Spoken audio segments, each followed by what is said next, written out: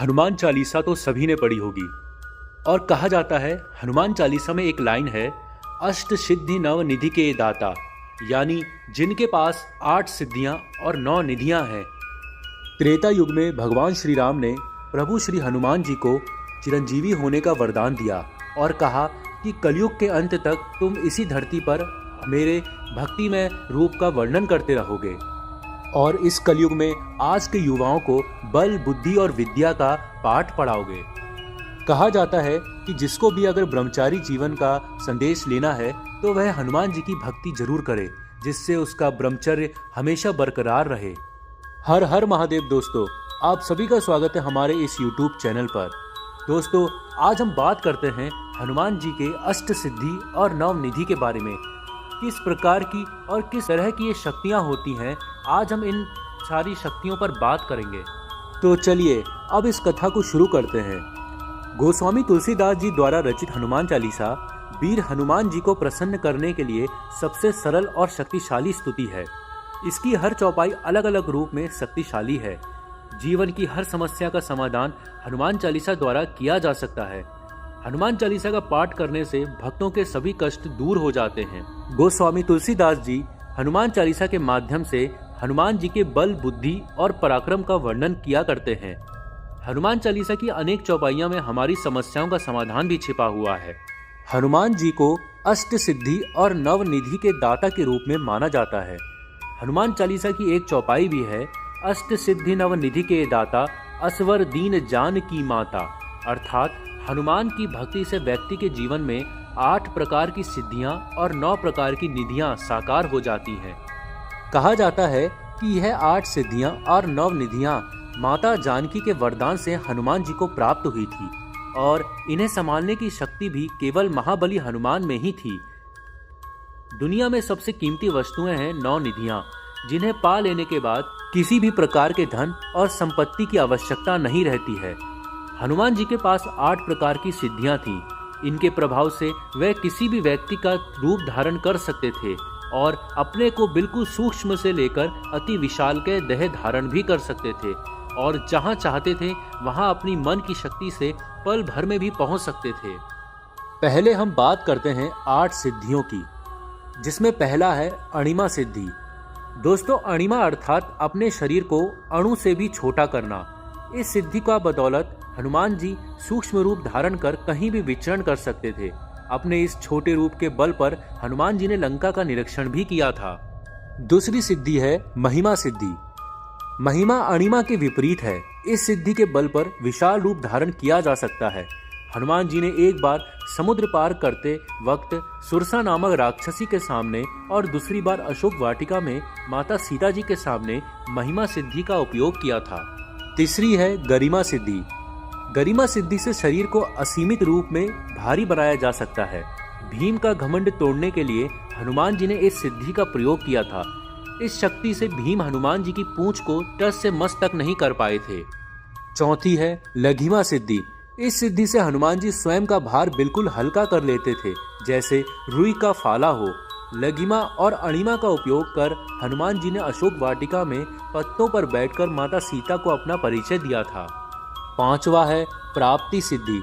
इस सिद्धि के दम पर वह हर चीज प्राप्त की जा सकती है जिसकी आपको इच्छा है। बेजुबान पक्षियों की भाषा समझना, आने वाले वक्त को देख लेना, यह सिद्धि सहायक है। छठा है पराक्रमय सिद्धि। इस सिद्धि के बल से पृथ्वी से पाताल तक की गहराइयों को नापा जा सकता है। आसमान की ऊंचाइयों पर उड़ सकते हैं। मन चाहे वक्त तक पानी में जीवित रह सकते हैं। इसे प्राप्त करने वाले किसी भी देह को धारण कर सकते हैं। चिरकाल तक युवा रह सकते हैं। सातवां है ईशित्व सिद्धि। इस सिद्धि की मदद से हनुमान जी को दैवीय शक्ति मिली थी। इसे पाने वाला ईश्वर समान पूजनीय हो जाता है और उसे लोग देवीय रूप से पूजा करते हैं।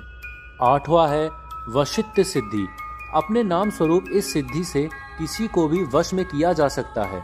इससे पशु, पक्षी, मनुष्य आदि सभी को वश में कर अपने मन मुताबिक कार्य किया जा सकता है। इस सिद्धि के प्रभाव से हनुमान जी इंद्रियों और मन पर नियंत्रण रखते थे।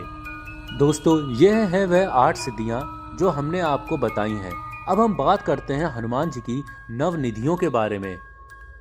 पहला है पद्म निधि। पद्मनिधि लक्षणों से संपन्न मनुष्य सात्विक होता है तथा सोने चांदी आदि का संग्रह करके दान करता है। दूसरा है महापद्मनिधि। महापद्मनिधि से लक्षित व्यक्ति अपने संग्रहित धन आदि का दान धार्मिक जनों में करता है।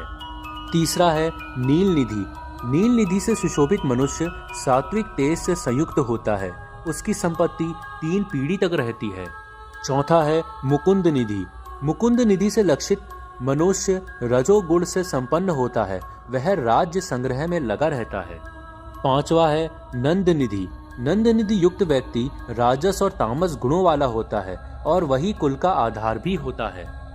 छठा है मकर निधि। मकर निधि से संपन्न पुरुष अस्त्रों का संग्रह करने वाला होता है।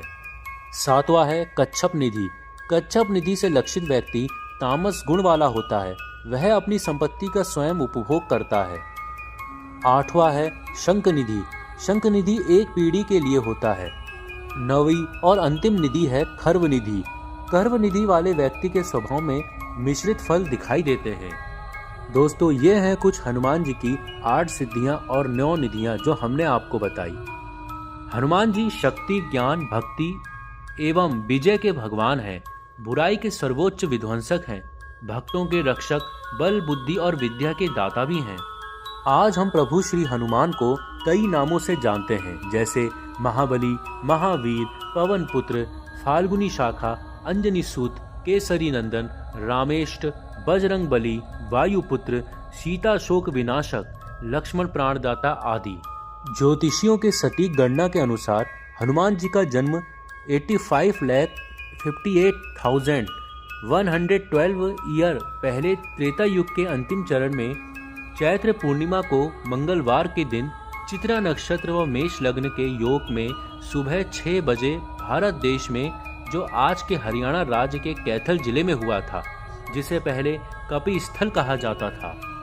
इन्हें बजरंग बली के रूप में जाना जाता है क्योंकि इनका शरीर एक वज्र के समान है। वे पवन पुत्र रूप में भी जाने जाते हैं। वायु अथवा पवन जो हवा के देवता हैं, हनुमान जी को पालने में उन्हें महत्वपूर्ण भूमिका निभाई थी।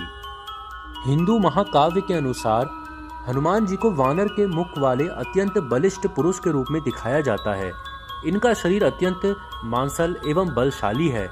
उनके कंधे पर जनेऊ लटका रहता है। हनुमान जी को मात्र एक लंगोट पहने अनावृत शरीर के साथ दिखाया जाता है। वह मस्तक पर सोने का मुकुट एवं शरीर पर सोने के आभूषण पहने दिखाई देते हैं। उनकी बानर के समान लंबी पूंछ है। उनका मुख्य अस्त्र गदा माना जाता है। उनके मुख पर जो तेज है वह अतुलनीय है। उनका शरीर पर्वत के समान विशाल एवं कठोर है। उनके मुख पर सदैव राम नाम की धुन रहती है। दोस्तों, हम आशा करते हैं कि आपको हमारा यह प्रयास अच्छा लगा होगा। अच्छा लगा हो तो वीडियो को लाइक अवश्य करिएगा। कमेंट में एक बार हनुमान लला का जयकारा अवश्य लगाइएगा। जय श्री राम, जय हनुमान।